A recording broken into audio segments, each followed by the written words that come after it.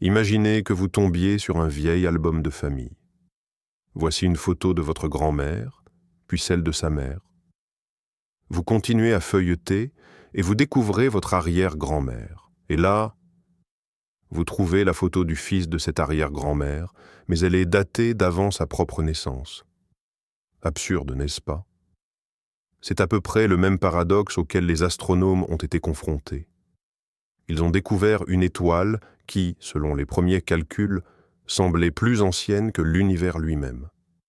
Comment est-ce possible? Toute la cosmologie moderne serait-elle une simple erreur? Aujourd'hui, nous allons plonger dans l'espace profond pour résoudre cette affaire fascinante.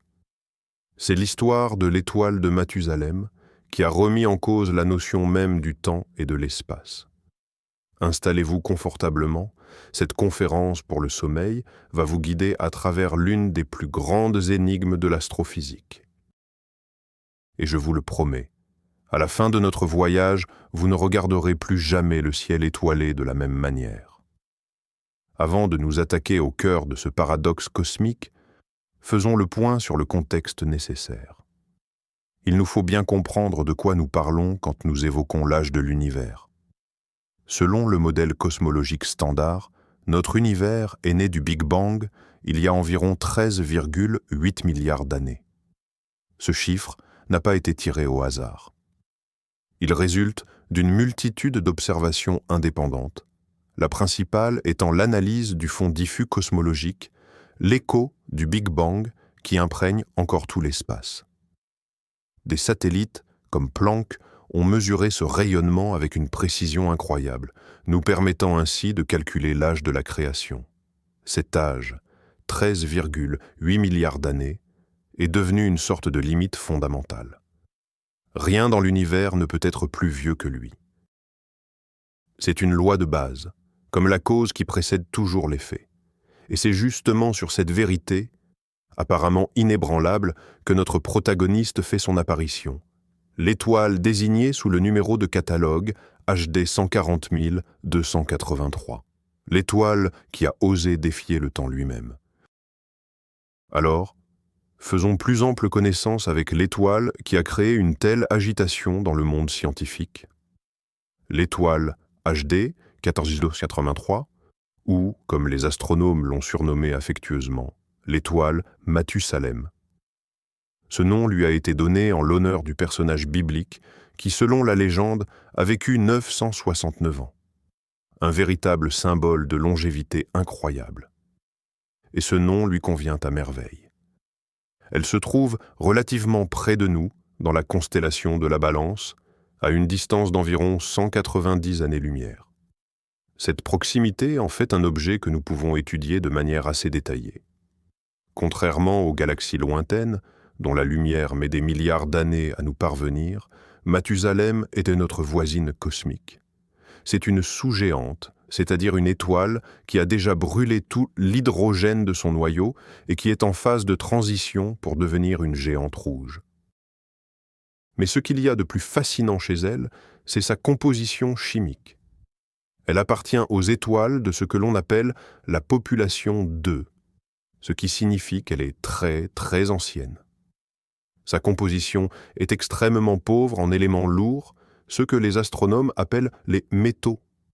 Et c'est un signe certain qu'elle s'est formée à l'aube des temps, à partir du gaz primordial resté après le Big Bang, lorsque l'univers n'avait pas encore eu le temps de s'enrichir en éléments plus lourds que l'hydrogène et l'hélium. Imaginez un instant. Cette étoile est quasiment la contemporaine de l'univers, un témoin de sa jeunesse. Elle a vu les premières galaxies se former, elle a vu des milliards d'autres étoiles s'allumer et s'éteindre. Et c'est ce témoin antique qui a réservé aux scientifiques une surprise, les forçant à douter de leur propre méthode, voire de l'âge de l'univers lui-même. C'est précisément son ancienneté et sa composition unique qui sont devenues la clé de ce paradoxe. En l'observant, les astronomes ont eu l'impression de plonger dans le passé. Mais ce qu'ils y ont découvert défiait initialement toute logique. C'était comme découvrir un dinosaure vivant en train de se promener dans une ville moderne, quelque chose qui ne devrait tout simplement pas exister. Mais comment les scientifiques déterminent-ils l'âge d'une étoile, tout simplement? Ce n'est pas une tâche facile. Une étoile n'a pas d'acte de naissance et elle ne peut pas nous dire quand elle s'est allumée. Le processus ressemble à un travail de détective minutieux où il faut reconstituer toute l'histoire à partir d'indices indirects. L'une des méthodes clés repose sur l'étude du cycle de vie des étoiles. Nous savons que les étoiles, comme les êtres humains, naissent, vivent et meurent. Leur durée de vie est principalement déterminée par leur masse. Plus une étoile est massive, plus elle brûle rapidement son carburant et plus son existence est courte. Notre étoile, l'étoile de Mathusalem, est peu massive, ce qui signifie qu'elle est censée vivre extrêmement longtemps. Les scientifiques construisent des modèles informatiques complexes de l'évolution stellaire. Ces modèles, fondés sur les lois de la physique nucléaire, de la thermodynamique et de la gravitation, prédisent comment la luminosité, la température et la taille d'une étoile changent au fil du temps. En comparant les caractéristiques observées d'une étoile donnée, par exemple sa luminosité et sa température, avec les prédictions de ces modèles, les astronomes peuvent déterminer à quelle étape de son existence elle se trouve et, par conséquent, déduire son âge. Pour y parvenir, ils doivent connaître deux paramètres essentiels: la puissance réelle avec laquelle l'étoile brille, sa luminosité intrinsèque, et de quoi elle est faite, sa composition chimique. Et c'est là que les difficultés surgissent. Pour connaître la luminosité intrinsèque, il est indispensable de connaître la distance exacte de l'étoile. En effet, plus un objet est éloigné, plus il nous paraît faible. Quant à la composition chimique, elle exige une analyse minutieuse de la lumière provenant de l'étoile, son spectre. C'est précisément dans ces deux domaines, la mesure de la distance et l'analyse de la composition, que se cachait la clé du paradoxe de Mathusalem. Les estimations initiales, faites il y a de nombreuses années, avaient en donné un résultat absolument stupéfiant. L'âge de l'étoile était évalué à 16 milliards d'années. 16. C'était plus de 2 milliards d'années de plus que l'âge estimé de l'univers lui-même. C'était absolument impossible, et cela exigeait soit de revoir l'âge de l'univers, soit d'admettre qu'il y avait une erreur fondamentale dans nos modèles d'évolution stellaire. Avant de revenir à l'étoile elle-même, prenons un instant pour aborder la question cruciale de la mesure des distances dans l'espace. C'est l'une des pierres angulaires de toute l'astronomie. Sans connaître ces distances avec précision, il nous est impossible de déterminer la taille réelle, la luminosité intrinsèque ou même l'âge des objets célestes. Imaginez que vous observez deux phares dans la nuit. L'un est très brillant, l'autre plutôt faible. Lequel des deux est réellement le plus puissant? Peut-être que le phare le moins lumineux est en réalité une source d'énergie colossale, mais très éloignée, tandis que le phare éclatant est très faible, mais situé juste à côté. Sans la donnée de la distance, la réponse est impossible. Il en va de même pour les étoiles. La méthode principale, et la plus fiable pour mesurer les distances des étoiles les plus proches, est celle de la parallaxe. Son principe est étonnamment simple. Tendez votre bras, focalisez-vous sur votre pouce et regardez-le alternativement avec un œil, puis l'autre. Vous remarquerez que votre doigt semble se déplacer légèrement par rapport aux objets lointains en arrière-plan. C'est ça, la parallaxe. En connaissant l'écartement entre vos yeux et l'angle de ce déplacement apparent, vous pouvez déterminer la distance exacte de votre pouce. Les astronomes appliquent le même principe, mais au lieu d'utiliser l'écartement entre leurs yeux, ils utilisent la Terre dans son mouvement orbital autour du Soleil. Ils observent une étoile donnée à un moment de l'orbite, disons en janvier, puis reviennent 6 mois plus tard, en juillet, quand la Terre se trouve de l'autre côté du Soleil. L'étoile proche aura alors légèrement bougé par rapport aux étoiles lointaines qui, elles, semblent immobiles. En mesurant ce minuscule angle de décalage, c'est la parallaxe stellaire, on peut, grâce à une simple trigonométrie, calculer la distance de l'étoile. Plus l'angle de parallaxe est grand, plus l'étoile est proche. Le défi, c'est que ces angles sont incroyablement minimes. Même pour les étoiles les plus proches, ils ne représentent que des fractions de secondes d'arc. C'est comme essayer de distinguer une pièce de monnaie située à plusieurs kilomètres de distance. Pendant longtemps, la précision de ces mesures était faible, ce qui entraînait d'importantes marges d'erreur dans l'estimation des distances, et par conséquent dans le calcul de la luminosité et de l'âge des étoiles. C'est précisément l'imprécision dans la mesure de la parallaxe de l'étoile Mathusalem qui fut l'une des causes de son âge anormalement élevé dans les estimations initiales. Revenons maintenant à notre étoile mystérieuse. Les premières tentatives pour déterminer son âge remontent à longtemps et, comme nous le savons, elles ont conduit à un résultat paradoxal, 16 milliards d'années.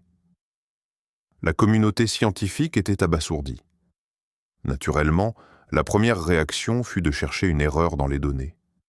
Peut-être la distance avait-elle été mal évaluée? Ou était-ce que les modèles d'évolution stellaire, qui fonctionnaient si bien pour d'autres étoiles, ne tenaient plus la route face à un objet aussi ancien? Il fallait un regard neuf et plus précis. Ce regard, ce fut le télescope spatial Hubble qui l'offrit à l'humanité. Lancé en orbite en 1990, Hubble opère au-delà de l'atmosphère terrestre déformante, ce qui lui permet d'effectuer des mesures d'une précision inégalée. L'une de ses missions principales était justement de peaufiner l'échelle des distances cosmiques, notamment en utilisant la méthode de la parallaxe. C'est ainsi que les astronomes, menés par Howard Bond, ont braqué Hubble sur l'étoile de Mathusalem et ont procédé pendant plusieurs années à des mesures extrêmement minutieuses de sa position. Ils ont utilisé les capteurs de guidage fins du télescope, permettant de calculer la parallaxe avec une précision quasi chirurgicale. Ces nouvelles données ont révélé que l'étoile se trouvait légèrement plus éloignée que ce qui avait été estimé auparavant. Et si elle est plus loin, cela signifie que, pour une même brillance apparente, sa luminosité intrinsèque est en réalité supérieure. Elle était donc plus brillante qu'on ne le pensait. Ce changement, infime en apparence, a eu un effet en cascade sur l'estimation de son âge. Dans les modèles d'évolution stellaire, une étoile plus brillante consomme son carburant plus rapidement. Par conséquent, pour atteindre son stade actuel de développement, il lui a fallu moins de temps. Le nouveau calcul, basé sur la distance affinée par Hubble, a donné un chiffre différent. L'âge de l'étoile a été rajeuni à 14,46 milliards d'années. C'était une nette amélioration. L'écart avec l'âge de l'univers s'était réduit, mais le paradoxe persistait. 14 milliards et demi d'années, c'est encore significativement plus que 13,8 milliards. Le problème n'était pas résolu, mais les scientifiques comprenaient qu'ils étaient sur la bonne voie. Il était clair que le diable se cachait dans les détails et dans les marges d'erreur des mesures. Le fait est que même après avoir affiné la distance, l'étoile restait beaucoup trop vieille. Il fallait creuser davantage. La composition chimique de Mathusalem est devenue la prochaine pièce à conviction dans notre enquête. Comme nous l'avons déjà mentionné, c'est une étoile très pauvre en métaux. Voyons ce que cela signifie et pourquoi c'est si crucial. En astrophysique, on appelle métaux tous les éléments plus lourds que l'hydrogène et l'hélium. Juste après le Big Bang, l'univers était pratiquement composé uniquement de ces deux éléments légers. Tous les autres, l'oxygène que nous respirons, le carbone dont nous sommes faits, le fer dans notre sang, ont été créés plus tard au cœur des étoiles. Lorsque des étoiles massives explosent en supernova, elles dispersent ces éléments lourds nouvellement forgés dans le cosmos. De nouvelles générations d'étoiles se forment ensuite à partir de ce gaz enrichi. Par conséquent, plus une étoile est jeune, plus elle contient de métaux. Notre Soleil, par exemple, est une étoile de 3e génération, relativement riche en métaux. Mathusalem, lui, est un représentant de la population la plus ancienne. Il contient très peu d'éléments lourds, Mais un élément spécifique s'est avéré particulièrement important: l'oxygène. Les modèles initiaux prévoyaient un certain ratio oxygène-fer dans la composition de l'étoile. Cependant, des analyses spectroscopiques plus récentes et précises ont révélé que Mathusalem contenait en réalité plus d'oxygène qu'on ne le pensait. Cette découverte est devenue la deuxième pièce maîtresse du puzzle. Mais pourquoi la teneur en oxygène a-t-elle un impact si fort sur l'âge? L'explication est que l'oxygène, tout comme d'autres éléments, influence l'opacité de la matière stellaire et, par conséquent, la vitesse des réactions nucléaires au sein du noyau de l'étoile. Une plus grande quantité d'oxygène signifie que la fusion nucléaire de l'hydrogène dans le noyau se déroule légèrement plus lentement. L'étoile, pour ainsi dire, consomme son carburant de manière plus économique. Et si elle brûle plus lentement, il lui faut donc plus de temps pour atteindre son stade de développement actuel. Cet effet devait être pris en compte. Mais en même temps, cela compliquait la donne.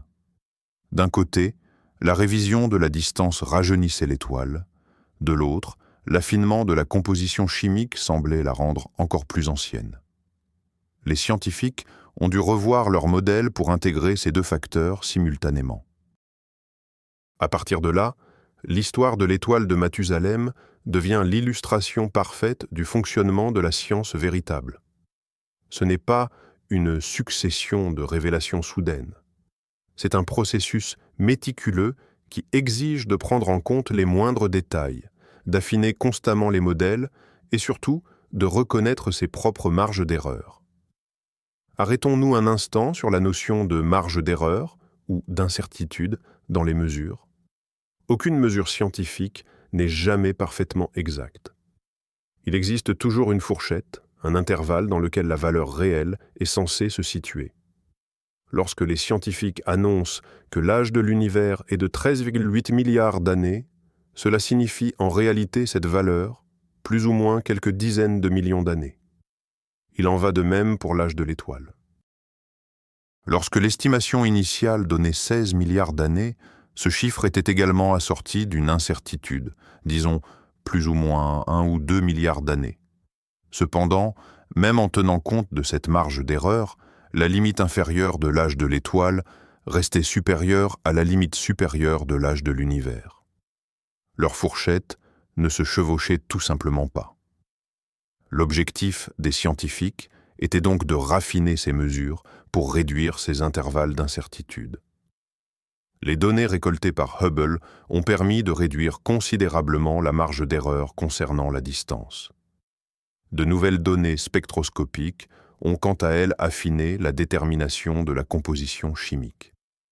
Il fallait désormais intégrer toutes ces données actualisées dans un modèle unique et cohérent. L'équipe d'astronomes, toujours dirigée par Howard Bond, s'est attelée à cette tâche complexe. Ils ont élaboré un nouveau modèle d'évolution sophistiqué pour l'étoile HD et 14,283. Ce modèle intégrait les informations les plus récentes, la distance corrigée, la nouvelle teneur en oxygène, ainsi que d'autres effets subtils qui avaient été négligés auparavant. Ils ont pris en compte l'hypothèse selon laquelle l'étoile serait née dans une galaxie naine, qui aurait été absorbée plus tard par notre Voie lactée. Cela aurait pu influencer sa composition initiale. Ils ont également révisé les réactions nucléaires qui se produisent au cœur de ce type d'étoile. Ce fut un travail colossal, nécessitant des milliers d'heures de modélisation informatique. Et donc, après toutes ces précisions et ces nouveaux calculs, l'équipe de Howard Bond a publié en 2013 une nouvelle estimation, jugée définitive à l'époque, de l'âge de l'étoile de Mathusalem. Le résultat s'est avéré véritablement élégant. Ce nouvel âge était de 14,27 milliards d'années. À première vue, c'était toujours plus que les 13,8 milliards d'années de l'âge de l'univers. Le paradoxe n'était-il pas résolu pour autant? Mais l'élément crucial n'était pas le chiffre lui-même, mais bien sa marge d'erreur. Grâce à l'utilisation des données les plus précises et de modèles perfectionnés, les scientifiques ont réussi à réduire considérablement l'intervalle d'incertitude. Désormais, la marge d'erreur n'était plus que de plus ou moins 800 millions d'années. Qu'est-ce que cela impliquait?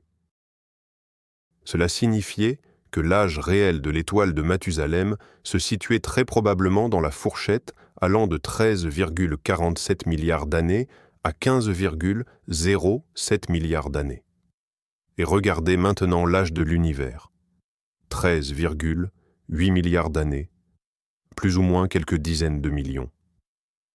Pour la première fois, la limite inférieure de l'âge de l'étoile venait de croiser celle de l'univers. Le paradoxe qui tourmentait les astronomes depuis des décennies était enfin résolu, ou du moins, il cessait d'être une contradiction criante. L'étoile de Mathusalem n'était plus un objet impossible. Elle s'est avérée être simplement une étoile incroyablement, extrêmement vieille, née à l'aube des temps, peut-être seulement quelques centaines de millions d'années après le Big Bang. Son âge, bien que situé à la limite supérieure des possibilités, ne violait plus les lois fondamentales de la cosmologie. Ce fut un immense soulagement pour l'ensemble de la communauté scientifique.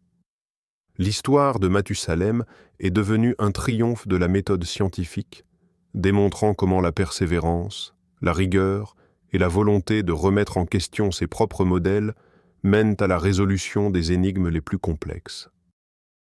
Pour comprendre comment des détails, en apparence insignifiants, comme la teneur en oxygène, peuvent influencer aussi radicalement la durée de vie d'une étoile, nous allons nous plonger au cœur de la physique stellaire.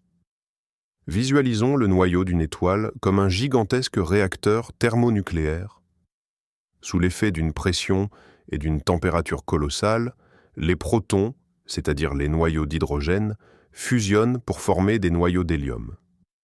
Ce mécanisme, connu sous le nom de cycle proton-proton, est la principale source d'énergie pour les étoiles de type solaire. Cependant, dans les étoiles plus massives et plus chaudes, un autre mécanisme domine, le cycle CNO, ou cycle du carbone-azote-oxygène. Dans ce processus, les noyaux de carbone, d'azote et d'oxygène agissent comme des catalyseurs. Ils participent à une chaîne de réactions qui facilite la fusion des protons en hélium, mais sans être consommés eux-mêmes. Dans les étoiles très anciennes et pauvres en métaux, comme Mathusalem, le cycle CNO est certes marginal. Néanmoins, la présence même minime de ces éléments influence la vitesse globale de combustion. La teneur élevée en oxygène découverte dans Mathusalem modifie subtilement l'équilibre des réactions. Cette modification affecte ce que l'on appelle l'opacité de la matière stellaire. Imaginez que vous essayez de voir au travers d'un verre trouble. Plus il est opaque, moins la lumière passe. De la même manière, dans une étoile, l'énergie produite au cœur doit se frayer un chemin vers l'extérieur à travers des couches de plasma. C'est la composition chimique de ce plasma qui détermine sa transparence au rayonnement. L'oxygène et les autres éléments lourds augmentent cette opacité du plasma. Conséquence, l'énergie est retenue plus longtemps à l'intérieur de l'étoile.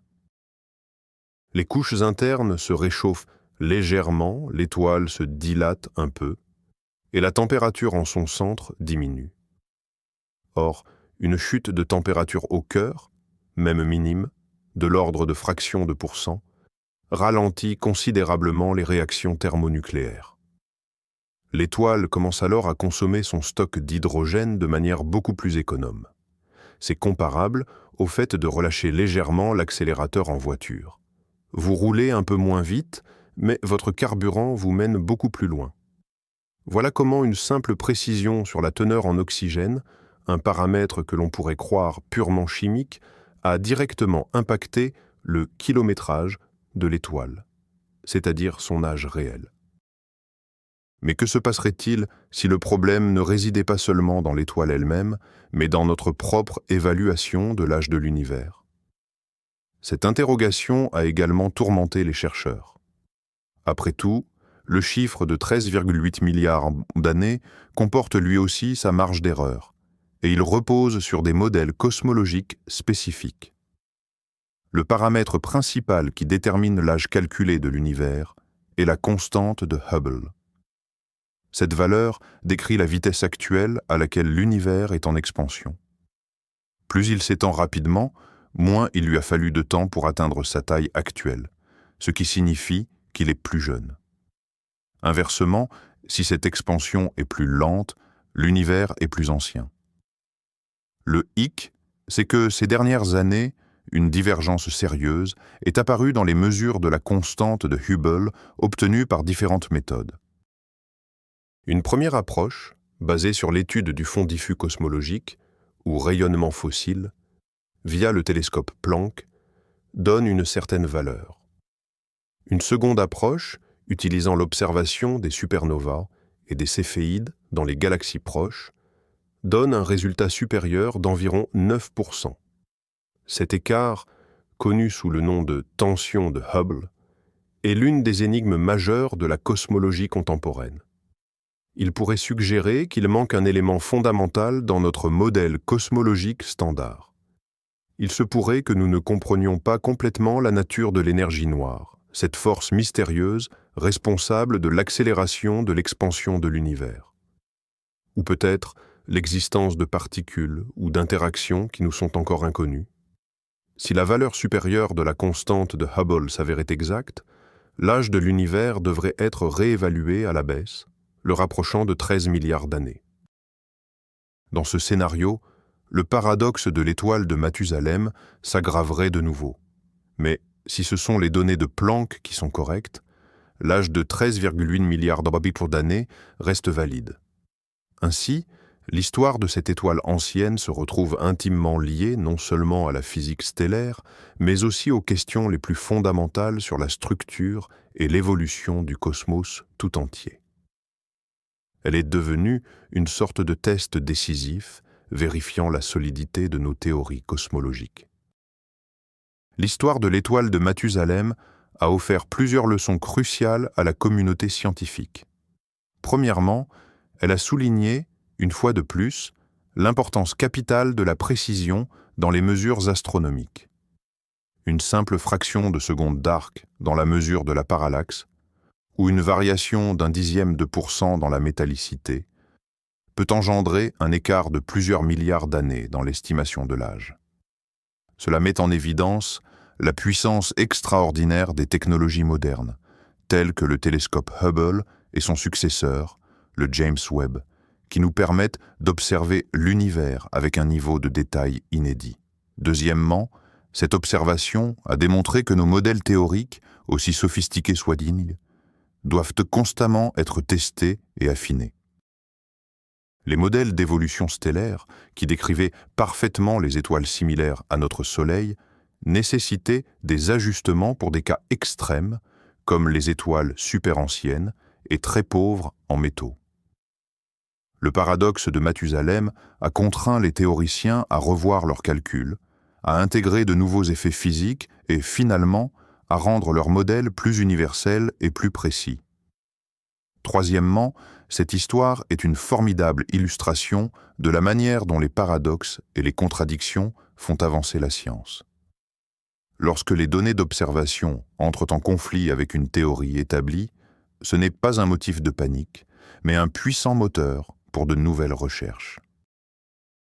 Ce sont précisément ces objets dits impossibles, comme Mathusalem, qui obligent les scientifiques à dépasser les cadres conceptuels habituels, à traquer les faiblesses de leurs théories et, en fin de compte, à parvenir à une compréhension plus profonde du monde. L'étoile n'a pas brisé la cosmologie, comme on aurait pu le croire. Au contraire, elle l'a renforcée. Ayant passé cette épreuve avec succès, le modèle cosmologique standard et la théorie de l'évolution stellaire sont ressortis plus robustes et plus fiables. Nous sommes désormais beaucoup plus sûrs de pouvoir parler à la fois de l'âge réel de l'univers et du parcours de vie des toutes premières étoiles qui s'y sont allumées. Reprenons l'intégralité du raisonnement qui a permis de résoudre ce paradoxe. Imaginez la balance de la justice. D'un côté, nous avons l'âge de l'univers établi avec une grande précision, 13,8 milliards d'années. De l'autre, l'âge de l'étoile de Mathusalem. Au départ, ce plateau penchait lourdement, indiquant 16 milliards d'années.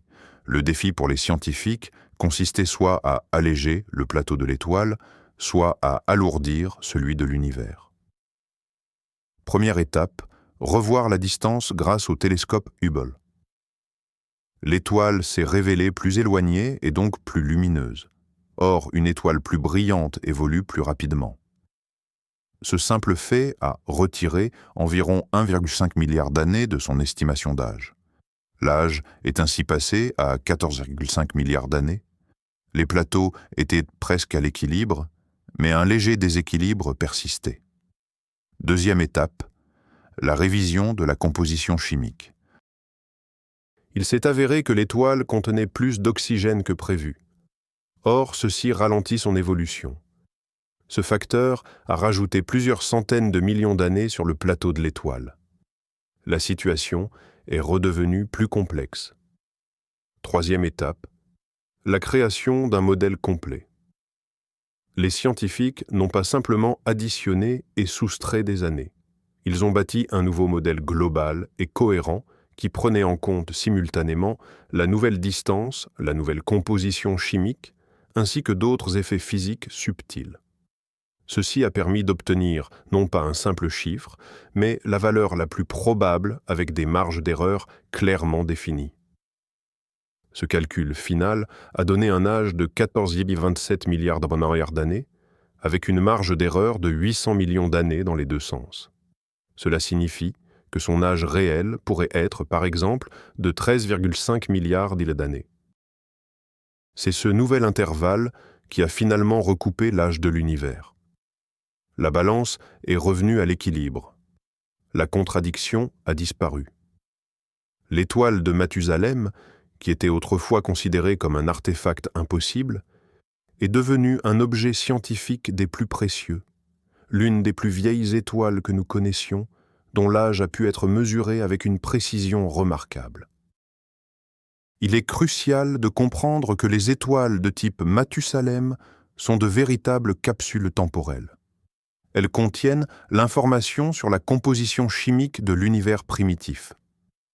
En étudiant leur spectre, nous pouvons littéralement lire de quoi était composé le cosmos à cette époque lointaine.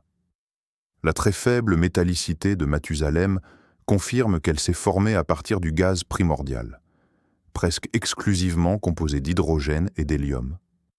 Mais même les infimes traces d'éléments lourds qu'elle contient peuvent nous révéler des choses étonnantes.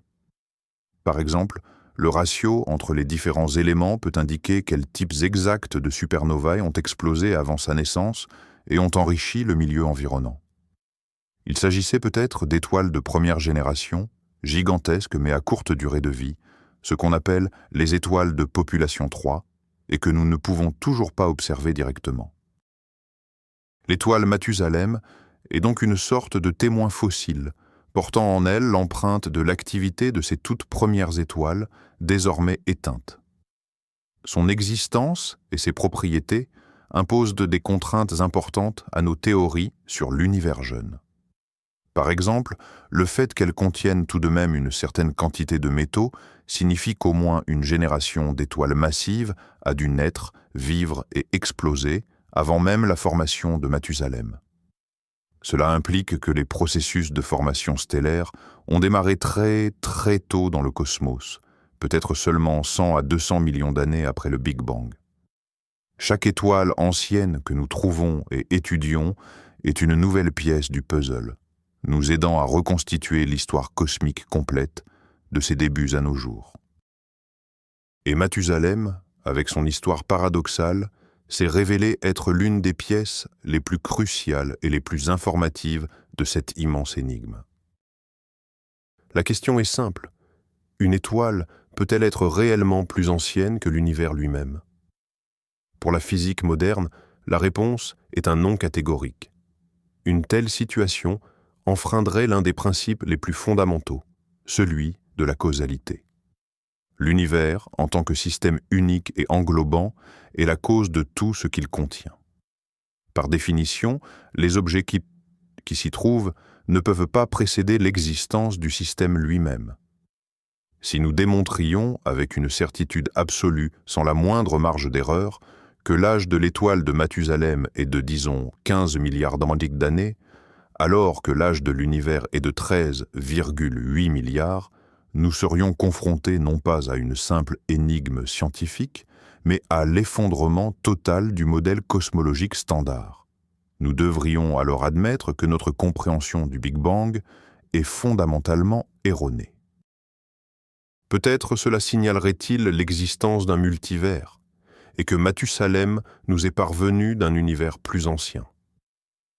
Ou peut-être cela signifierait-il que le Big Bang n'était pas le commencement absolu, mais seulement une étape dans un cycle infini de contraction et d'expansion, faisant de Mathusalem un simple vestige du cycle précédent. Ce sont là, bien sûr, des scénarios extrêmement captivants, mais ils restent purement hypothétiques. Pour l'heure, nous ne disposons d'aucune donnée d'observation qui les confirmerait. L'histoire de Mathusalem a surtout démontré que l'explication la plus probable à de tels paradoxes réside dans l'imperfection de nos connaissances et l'imprécision de nos mesures. La science préfère avancer prudemment, pas à pas, en affinant les théories existantes plutôt qu'en les rejetant au premier signe de contradiction. Ainsi, bien que l'idée d'une étoile voyageuse venue d'un autre univers soit fascinante et propre à stimuler l'imagination, l'explication réelle, quoique plus prosaïque, résidait simplement dans l'affinement des données et le perfectionnement des modèles.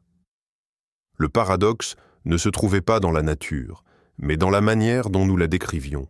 C'est un point crucial qui témoigne de la maturité de la science contemporaine. Concentrons-nous maintenant sur l'avenir de la recherche. L'histoire de Mathusalem ne fait que commencer. Bien que le principal paradoxe entourant cette étoile soit désormais résolu, les scientifiques continuent de l'étudier, ainsi que d'autres astres anciens, avec une précision accrue. De nouveaux outils, tels le télescope spatial James Webb, nous ouvrent des perspectives incroyables. Opérant dans l'infrarouge, le Webb est capable de percer les régions les plus poussiéreuses et lointaines de l'univers, celles-là même où naissent les étoiles. Il peut également réaliser des analyses spectroscopiques avec un niveau de détail inédit.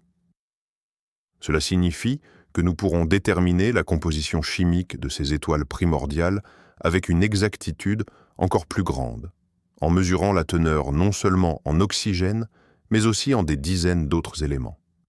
De quoi perfectionner nos modèles d'évolution stellaire. Une autre piste de recherche fondamentale est l'astérosismologie. Les scientifiques sont désormais capables d'étudier la structure interne des étoiles grâce à leurs tremblements, des oscillations infimes à la surface de l'astre.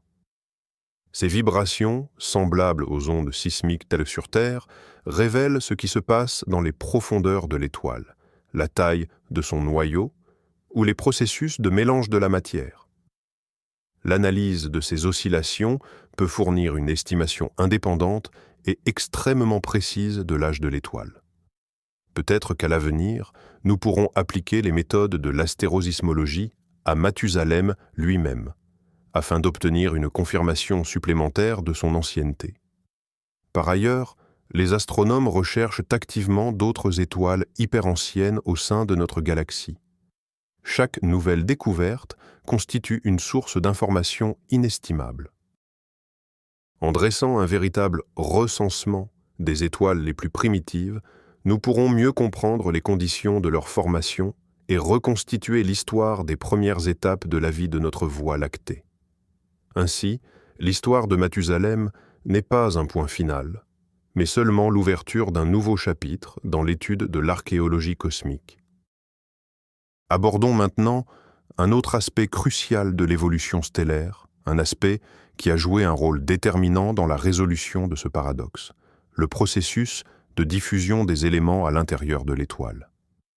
Imaginez un verre d'eau dans lequel vous laissez tomber une goutte d'encre. Avec le temps, l'encre se répartira uniformément dans tout le volume. Un phénomène similaire, mais bien plus complexe, se produit au cœur des étoiles. Sous l'effet de la gravité, les éléments les plus lourds, comme l'hélium et les métaux, ont tendance à se déposer lentement vers le centre de l'astre.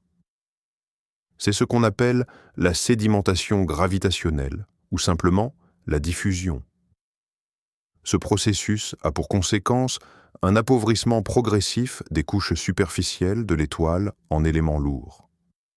Or, lorsque nous effectuons une analyse spectrale, c'est précisément la composition chimique de ces couches externes que nous observons. Si nous omettons de prendre en compte cet effet de diffusion, nous risquons de tirer une conclusion erronée sur la composition initiale globale de l'étoile. Nous pourrions croire qu'elle était à l'origine plus pauvre en métaux qu'elle ne l'était réellement. Cela entraîne, par conséquent, une surestimation de son âge car, rappelons-le, les étoiles moins riches en éléments lourds, moins métalliques, évoluent plus lentement.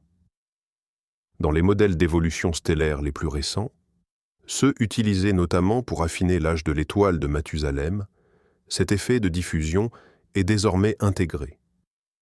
Les scientifiques ont calculé quelle quantité d'éléments lourds avaient eu le temps de s'enfoncer dans les profondeurs de l'étoile au cours de ces milliards d'années d'existence, et ils ont appliqué la correction appropriée. C'est une illustration supplémentaire de la subtilité et de la complexité de l'astrophysique moderne. Il ne suffit pas de considérer uniquement les réactions nucléaires au sein du noyau. Il faut également tenir compte des processus lents de transfert de matière, de la convection, de la rotation de l'étoile et même de ses champs magnétiques. Chacun de ces facteurs apporte sa petite contribution à l'ensemble du tableau. Ce n'est que grâce à leur prise en compte combinée que l'on peut obtenir des résultats cohérents avec les observations. L'histoire de Mathusalem a ainsi obligé les physiciens théoriciens à se pencher de près sur ces effets, autrefois considérés comme secondaires, et à améliorer leurs modèles pour les rendre plus précis et réalistes. Intéressons-nous au mouvement spatial de l'étoile Mathusalem. Ce facteur a lui aussi fourni aux chercheurs des indices cruciaux sur ses origines. HD 14283 n'est pas qu'une vieille étoile, c'est aussi une véritable voyageuse cosmique. Elle traverse notre galaxie à une vitesse faramineuse, atteignant environ 1,3 million de kilomètres par heure. De plus, son orbite est extrêmement inhabituelle. Contrairement au Soleil, qui tourne autour du centre galactique sur une trajectoire quasi circulaire dans le plan du disque, Mathusalem suit une orbite très étirée, très elliptique. Celle-ci l'emmène loin du disque galactique, dans une région que nous appelons le halo.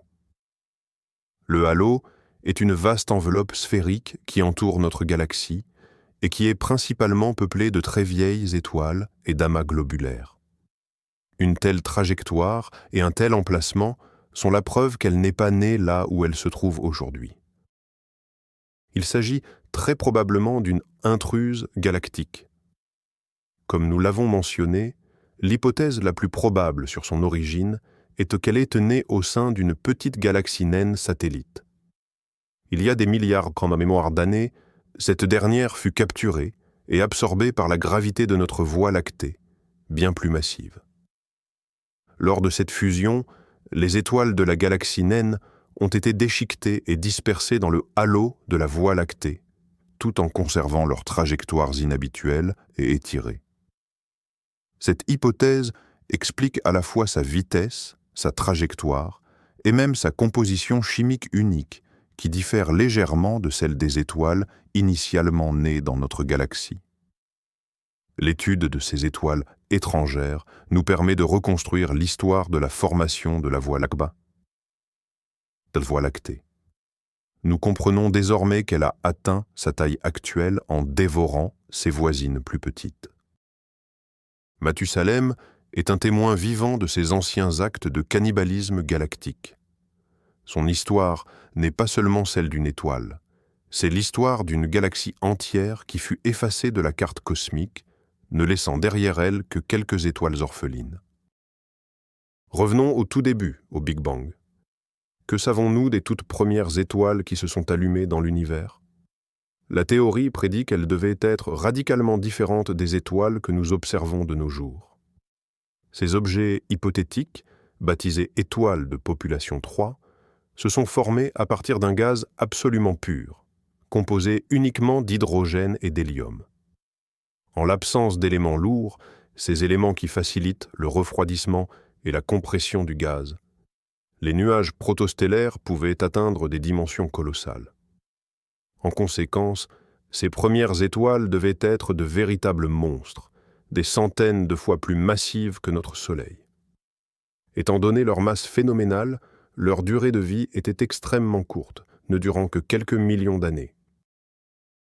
Elles consumaient leur carburant à une vitesse effrénée, puis explosaient en supernova, ensemençant l'univers pour la première fois en carbone, oxygène, fer et autres éléments lourds.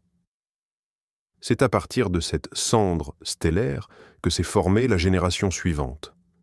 Les étoiles de population 2, dont fait partie l'étoile Mathusalem. Le fait que Mathusalem contienne malgré tout une petite quantité de métaux est la preuve indirecte de l'existence de cette première génération d'étoiles, disparue depuis longtemps. Elle représente la plus ancienne génération d'étoiles encore observables aujourd'hui. Découvrir une étoile de population 3, c'est-à-dire une étoile composée exclusivement d'hydrogène et d'hélium, reste le Saint Graal pour les astronomes contemporains. Pour l'instant, aucun de ces objets n'a été détecté. Peut-être qu'elles étaient toutes trop massives et qu'elles ont péri il y a bien longtemps. Ou alors, elles sont si rares que nous ne les avons tout simplement pas encore trouvées. Mais l'étude d'étoiles comme Mathusalem nous permet de nous rapprocher de cette ère de l'aube cosmique, lorsque, après l'obscurité qui régnait juste après le Big Bang, les premières lueurs se sont allumées dans l'univers. Mathusalem est un véritable pont qui nous relie à cette époque incroyablement lointaine et mystérieuse. Il est fascinant de s'arrêter un instant pour imaginer tout ce que cette étoile a pu voir au cours de sa longue existence. Lorsque Mathusalem s'est allumé pour la première fois, l'univers était radicalement différent. Il était plus petit, plus dense et bien plus chaud. Les galaxies commençaient tout juste à se former à partir de gigantesques nuages de gaz. Notre Soleil et la Terre n'étaient même pas encore imaginables. Ils n'allaient apparaître que 9 milliards d'années plus tard. Mathusalem a été le témoin privilégié de l'ère de formation galactique active, de leur fusion et de leur collision tumultueuse. Il a vu naître et mourir d'innombrables générations d'étoiles, chacune contribuant à enrichir l'univers en éléments lourds. Il a survécu à l'ère des quasars, cette période où les trous noirs supermassifs, au centre des galaxies, étaient les plus actifs, crachant de puissants jets de matière. Au cours de son existence, l'univers ne s'est pas seulement étendu des dizaines de fois, il a aussi changé de nature. Il est devenu plus structuré, plus froid et paradoxalement plus sombre, puisque le taux de formation stellaire a ralenti avec le temps. Et c'est ainsi que, plus de 13 milliards d'années plus tard, sur une planète gravitant autour d'une étoile jaune sans histoire, à la périphérie d'une galaxie spirale quelconque, nous sommes apparus. Grâce aux outils que nous avons inventés, nous avons pu observer cet ancien témoin et déchiffrer son histoire. C'est une pensée absolument vertigineuse. La lumière que nous captons aujourd'hui de l'étoile Mathusalem nous a quittés il y a 190 ans. Mais l'étoile elle-même détient des informations sur des événements survenus il y a plus de 13 milliards d'années. En l'étudiant, nous effectuons un véritable voyage dans le temps, plongeant dans le passé profond de notre univers. Ce minuscule point lumineux dans le ciel nocturne n'est pas qu'une simple étoile. C'est une archive vivante qui renferme les secrets de la naissance et de la jeunesse de notre univers. Une question légitime pourrait se poser. Pourquoi accordons-nous une telle confiance à la théorie de l'évolution stellaire? Ne serait-elle pas fondamentalement erronée? Les étoiles ne vivraient-elles pas selon des lois radicalement différentes? Cette théorie n'est pas un simple recueil d'idées spéculatives. Elle repose sur un socle solide de lois physiques vérifiées dans nos laboratoires terrestres, la physique nucléaire, la mécanique quantique, la thermodynamique et la théorie du transfert radiatif. Et surtout, elle est constamment soumise aux tests de l'observation. Les astronomes observent des millions d'étoiles, chacune se trouvant à une étape différente de son existence. Nous voyons des nuages moléculaires géants où de nouvelles étoiles sont en train de naître. Nous voyons de jeunes amas stellaires où toutes les étoiles se sont formées simultanément, mais évoluent à des vitesses distinctes en fonction de leur masse. Nous observons des étoiles de la séquence principale, comme notre Soleil. Nous voyons des géantes rouges, des naines blanches, des étoiles à neutrons et des trous noirs, autant de stades finaux de la vie stellaire qui avaient été prédits par la théorie. L'ensemble de ces observations compose un tableau unifié et cohérent qui vient confirmer brillamment nos modèles théoriques. Bien sûr, il reste des zones d'ombre et des questions non résolues dans cette théorie. Par exemple, nous ne saisissons pas encore parfaitement le mécanisme précis des explosions de supernovas, ni les processus exacts de mélange de matière à l'intérieur des étoiles. Cependant, dans ses fondements, la théorie de l'évolution stellaire demeure l'une des théories les plus solides et les mieux vérifiées de la science moderne. C'est pourquoi, lorsque le paradoxe de Mathusalem est apparu, les scientifiques n'ont pas cherché à rejeter la théorie dans son intégralité. Ils ont plutôt émis l'hypothèse que le problème résidait dans les détails, une imprécision des données d'entrée, distance ou composition chimique, ou la nécessité de prendre en compte des effets physiques plus subtils qui avaient été négligés auparavant. Et, comme les travaux ultérieurs l'ont démontré, cette approche s'est révélée absolument correcte. Pour clore la partie purement technique, il est indispensable de parler d'un autre instrument qui a joué un rôle majeur dans la résolution de ces mystères. Il s'agit du télescope spatial européen Gaïa.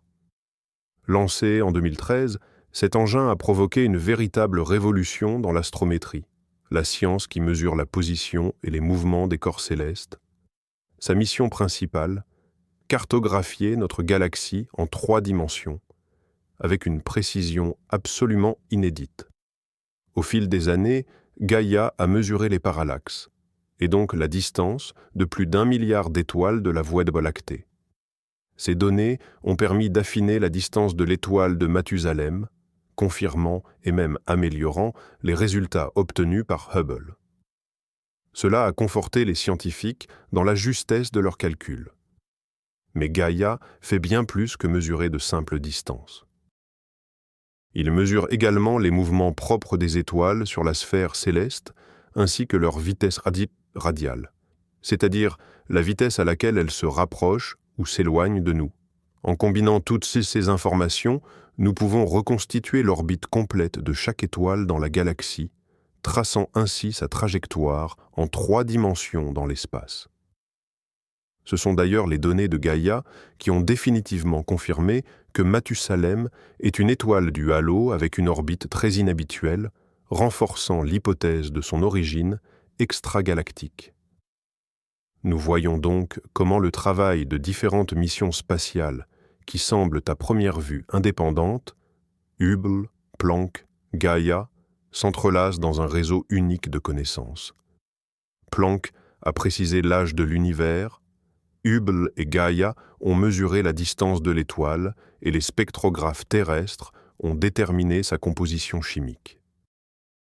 C'est uniquement en assemblant toutes ces pièces d'information que les scientifiques ont réussi à résoudre cette énigme complexe que l'univers leur avait soumise.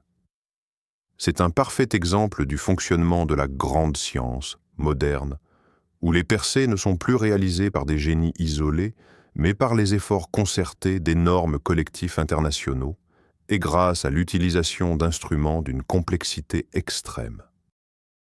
Au premier abord, l'histoire de l'étoile de Mathusalem pourrait sembler être un sujet extrêmement pointu, n'intéressant qu'une poignée d'astrophysiciens.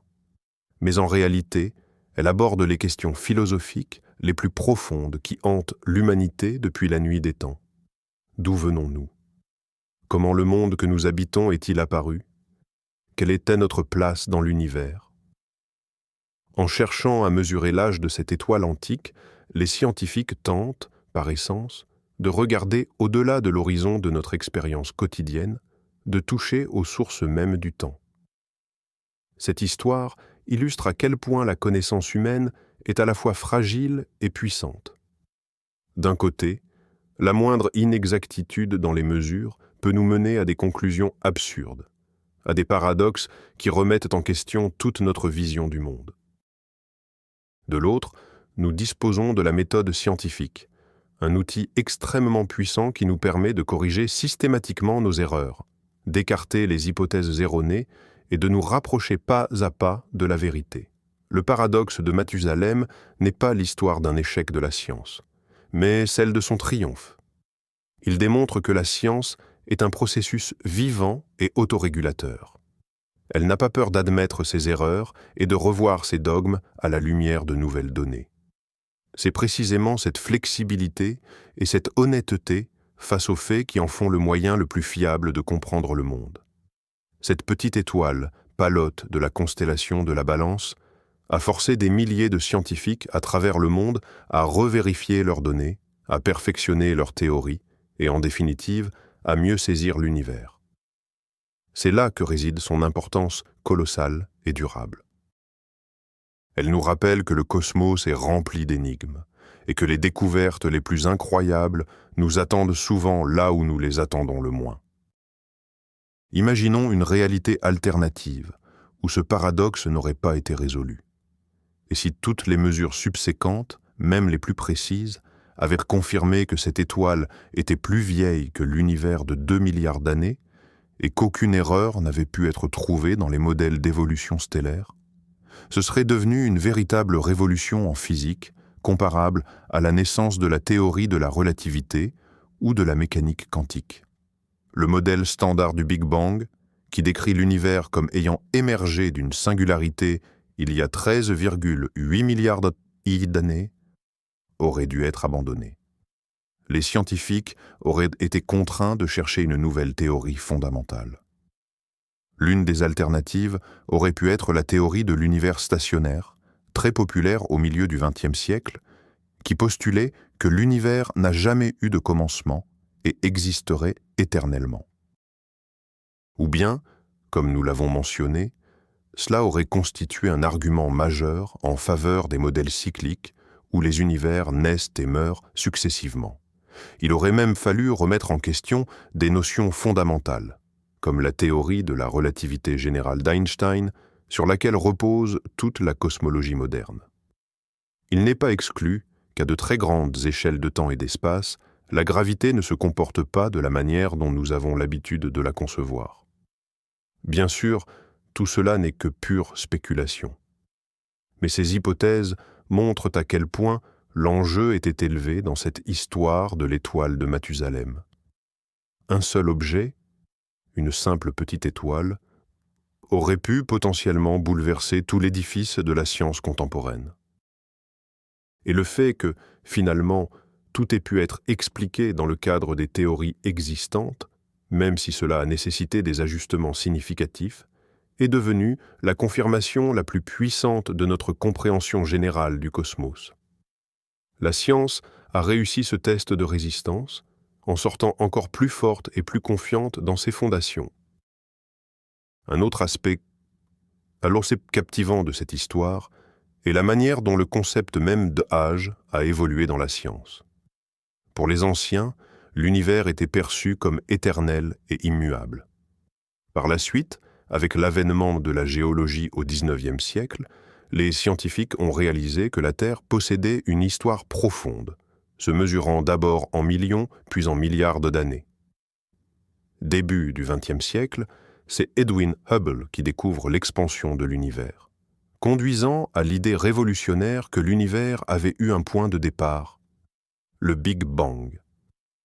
Les premières estimations de son âge étaient très approximatives et largement sous-évaluées, autour de 2 milliards d'années seulement. Cela créait un paradoxe flagrant, puisque les géologues savaient déjà que la Terre était considérablement plus ancienne.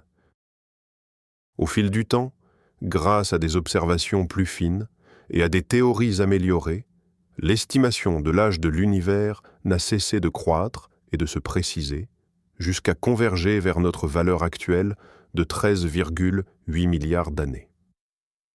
En parallèle, les méthodes de datation stellaire ont aussi progressé. Et c'est ainsi qu'à un nouveau tournant de l'histoire scientifique, nous avons été confrontés à un autre paradoxe de l'âge, mais à une échelle différente. Cette fois, ce n'était plus la Terre, mais une étoile singulière qui semblait être plus ancienne que la création tout entière. Et une fois de plus, à l'instar de l'épisode précédent, la résolution de ce paradoxe a ouvert la voie à une compréhension à la fois plus profonde et plus précise. Cette histoire nous enseigne que notre connaissance n'est jamais définitive. Chaque nouvelle génération de chercheurs, armés de nouveaux instruments et d'idées neuves, affine et enrichit le tableau brossé par ses prédécesseurs. Il est fort possible que l'avenir nous réserve de nouveaux paradoxes, encore plus étonnants, qui nous contraindront à revoir nos conceptions du temps, de l'espace et de la nature même de la réalité. L'étoile de Mathusalem est, en fin de compte, un rappel que l'univers restera toujours un peu plus complexe et passionnant que les théories les plus audacieuses que nous formulons à son propos. Existe-t-il d'autres étoiles fossiles qui remettent ainsi en question nos modèles cosmologiques? Absolument. Mathusalem n'est pas la seule, bien qu'elle demeure le cas le plus célèbre et le mieux documenté. Les astronomes continuent de découvrir d'autres étoiles que l'on qualifie d'ultra pauvres en métaux, situées principalement dans le halo de notre galaxie.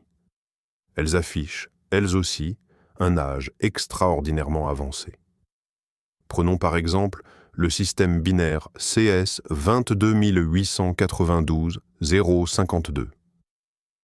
L'une de ses composantes possède un taux de fer record extrêmement faible, tout en étant riche en d'autres éléments. Ce profil chimique est une signature de sa formation très précoce dans l'univers primordial. Un autre objet captivant était l'étoile H 1327, 2326, qui, lors de sa découverte, était l'étoile la plus pauvre en fer jamais identifiée. En étudiant toute une population de ces étoiles, et non pas un seul spécimen isolé, les scientifiques peuvent obtenir des statistiques beaucoup plus fiables et ainsi valider leurs conclusions. Si Mathusalem n'était qu'un cas unique, on pourrait facilement l'imputer à une anomalie ou à une simple erreur de mesure. Or, l'existence d'une classe entière d'objets similaires confirme que les processus de formation stellaire dans l'univers jeune ont bel et bien conduit à l'apparition de ces véritables reliques cosmiques. En comparant la composition chimique de ces différentes étoiles antiques, les astronomes sont capables de reconstruire l'hétérogénéité de l'univers primordial et de comprendre comment varier l'enrichissement en éléments lourds selon les régions. Il est possible que certaines de ces étoiles soient nées au sein de différentes galaxies naines qui, par la suite, ont fusionné avec la Voie lactée. Ainsi, chaque étoile ancienne représente un véritable artefact archéologique nous permettant d'étudier les différences culturelles entre des galaxies primitives qui ont cessé d'exister depuis des milliards d'années. Parlons un peu de son nom, Mathusalem. Les noms jouent un rôle crucial en astronomie.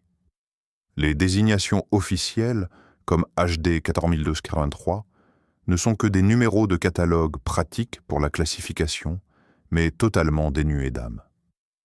En revanche, les surnoms non officiels, ces noms populaires que les scientifiques donnent aux objets fascinants, permettent de rendre la science plus vivante et plus accessible. Le nom Mathusalem a été proposé par l'astronome Howard Bond, qui dirigeait l'étude, et il s'est immédiatement imposé. Il reflète parfaitement l'essence de cet objet, son incroyable, son antiquité presque biblique. Ce nom crée une image puissante et aide à transmettre la complexité d'une découverte scientifique au grand public. Avouons-le, une nouvelle intitulée « Le modèle d'évolution stellaire de HD, 14283 » a été précisé, aurait attiré beaucoup moins l'attention que l'âge de l'étoile Mathusalem ne contredit plus celui de l'univers. C'est un excellent exemple de la manière dont la communication scientifique utilise les métaphores et les images fortes pour transformer de simples faits arides en un récit captivant. Et l'histoire de cette étoile ressemble vraiment à un mythe ou à une légende ancienne. La légende d'un vieil homme qui se souvient de l'aube des temps et dont l'existence même a forcé les sages à douter de leurs textes sacrés. Sauf qu'ici, le vieil homme est une étoile lointaine, et les sages sont les astrophysiciens modernes. Ces derniers, grâce à leur persévérance et à leur intelligence, ont réussi à percer son mystère pour inscrire son histoire dans la grande chronique de l'univers. Ce nom rend hommage non seulement à l'âge de l'étoile elle-même, mais également à l'échelle de temps colossale avec laquelle la science moderne opère. Il nous permet de voyager mentalement des milliards d'années dans le passé. Pour mieux comprendre, essayons de visualiser le long parcours de cette étoile.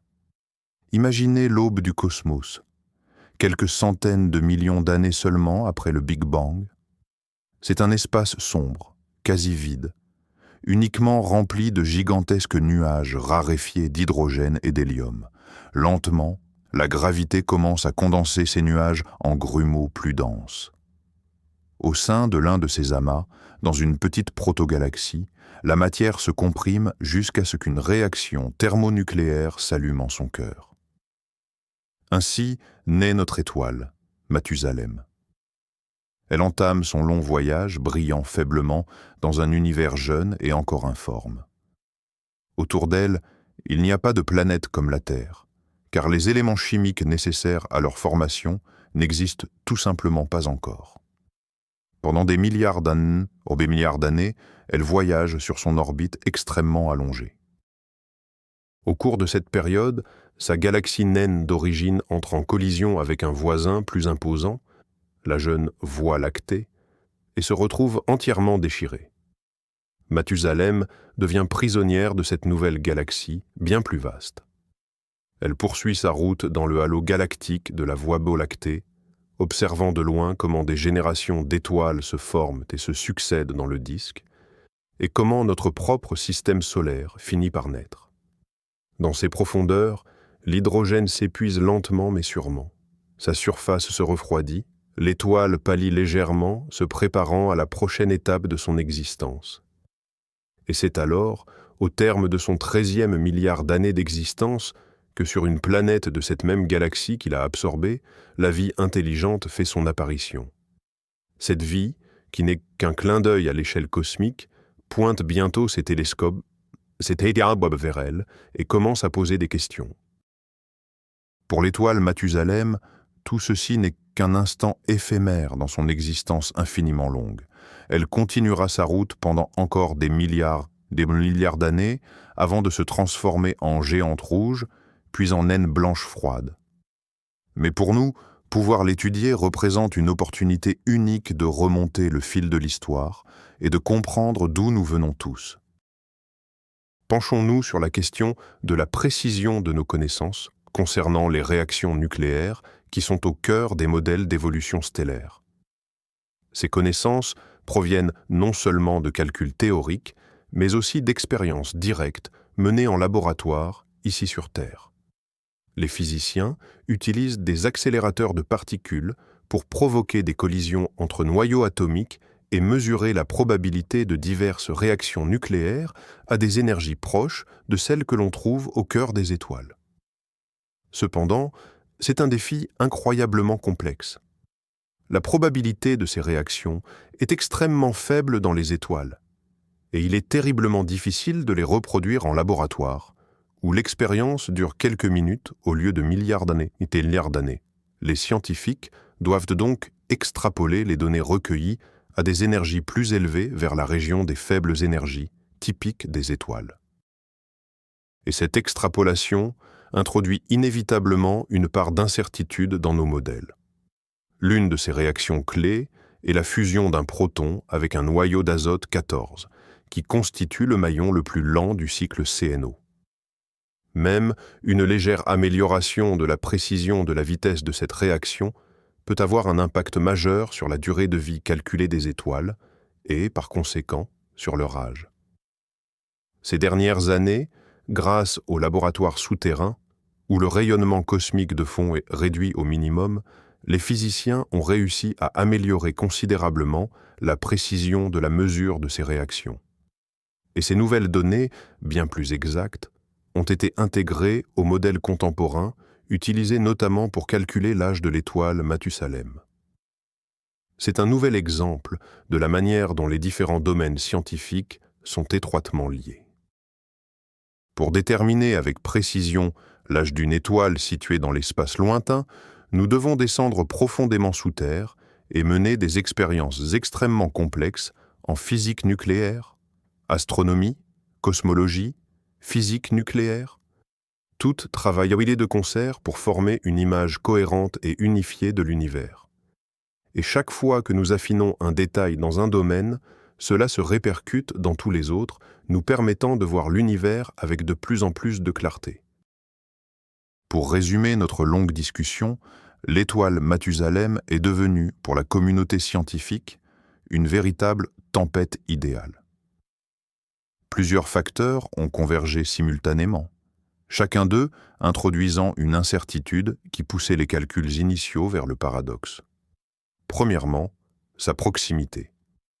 Si elle avait été plus éloignée, nous n'aurions pas pu mesurer sa parallaxe avec la précision requise, et cette histoire n'aurait pas eu une telle résonance. Deuxièmement, sa composition chimique extrême, une très faible teneur en métaux, l'a placée en dehors des modèles standards bien calibrés. Troisièmement, son stade d'évolution, c'est-à-dire sa transition de la séquence principale à l'état de sous-géante. C'est précisément à ce stade que la luminosité d'une étoile est extrêmement sensible à son âge, ce qui permet de le déterminer avec une grande précision, mais rend simultanément les calculs très vulnérables à la moindre erreur dans les paramètres d'entrée. Et enfin, quatrièmement, l'époque même à laquelle nous l'étudions. Nous sommes dans une ère où notre technologie a atteint un niveau permettant de mesurer tous ces paramètres avec une précision sans précédent. Le télescope Hubble, la mission Gaia, les spectrographes modernes et les ordinateurs puissants pour la modélisation, tout cela n'est apparu que relativement récemment. Il y a quelques décennies, ce paradoxe aurait été une énigme insoluble.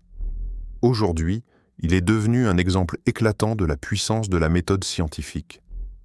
L'histoire de Mathusalem n'est pas seulement celle d'une étoile. C'est l'histoire de la façon dont nous, les humains, apprenons à lire le grand livre de l'univers.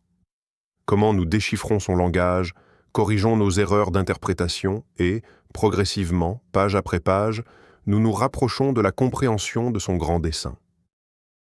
Penchons-nous sur une dernière question, peut-être un peu spéculative. Si Mathusalem était né si tôt, des planètes auraient-elles pu se former autour de lui ou d'autres étoiles similaires de première ou deuxième génération? Et la vie aurait-elle pu y apparaître? La réponse classique est non. Pour que des planètes de type terrestre, dotées d'une surface solide, se forment, il faut des éléments lourds, le silicium, l'oxygène, le fer. Et pour que la vie, telle que nous la connaissons, émerge, le carbone, l'azote et l'eau sont indispensables. Or, ces éléments étaient extrêmement rares dans l'univers primordial.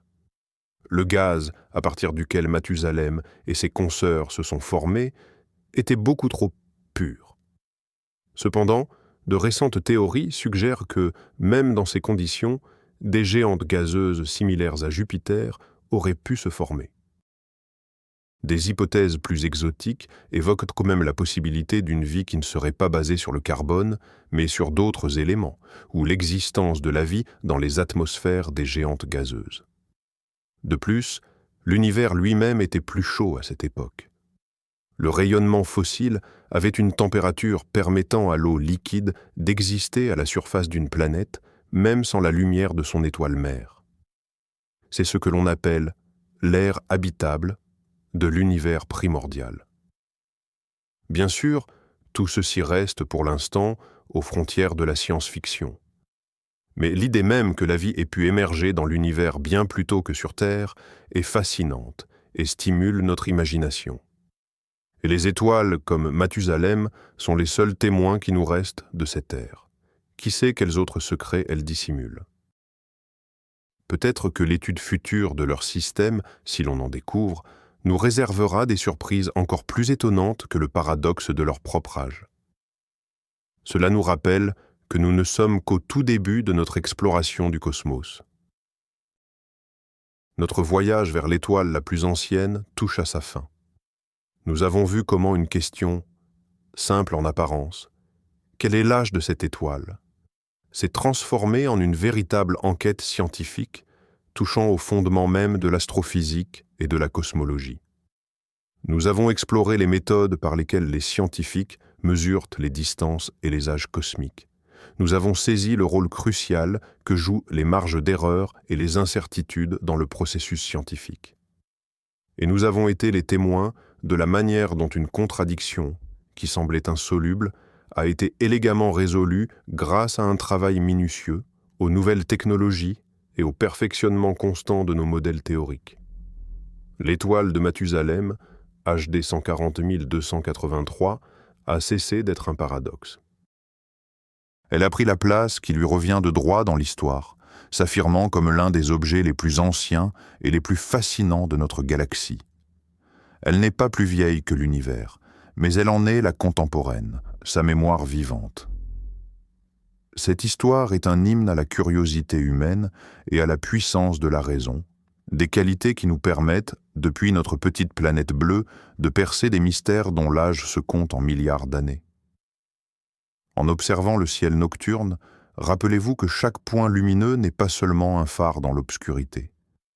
C'est toute une histoire, et certaines de ces histoires ont commencé presque aux origines même du temps. Et nous ne faisons que commencer à apprendre à les lire. Cette connaissance ne rend pas l'univers moins mystérieux, au contraire. Elle l'emplit d'un sens et d'une grandeur renouvelée. Et c'est peut-être là la leçon la plus importante que nous ait donnée l'antique étoile de Mathusalem. Qu'en est-il donc au final? Cette étoile, qui semblait être plus ancienne que l'univers lui-même, s'est avérée être simplement très très âgée. Le paradoxe qui menaçait de réduire à néant la cosmologie moderne n'était en réalité que le résultat de l'imprécision de nos mesures et des limites de nos modèles. Il ne s'agissait pas d'une erreur de la part des scientifiques, mais plutôt d'une opportunité d'apprentissage. Un défi qui les a poussés à élaborer des outils plus précis et des théories plus sophistiquées. L'histoire de Mathusalem est la parfaite illustration du fonctionnement de la science. Elle ne recherche pas les réponses faciles, elle cherche la vérité, quelle que soit sa complexité.